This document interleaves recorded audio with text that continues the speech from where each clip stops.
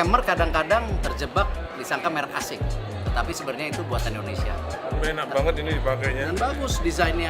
Ya, kainnya Sejak juga. 87 Pak Edi namanya ini. Nah. Ya, ini promosi brand Indonesia. Ayo, bangga buatan Indonesia. Kualitasnya terus kita jaga. Itu Pak Presiden nanti coba keluar dari fitting room. Mas. Oh, keren Pak.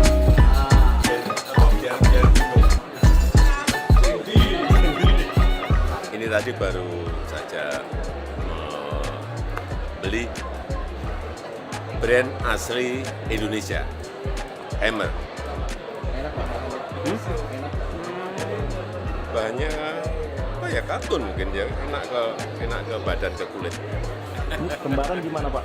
Kembaran gimana Pak? Kembar. Ini boy band. Ini boy bandnya, ini bodyguardnya.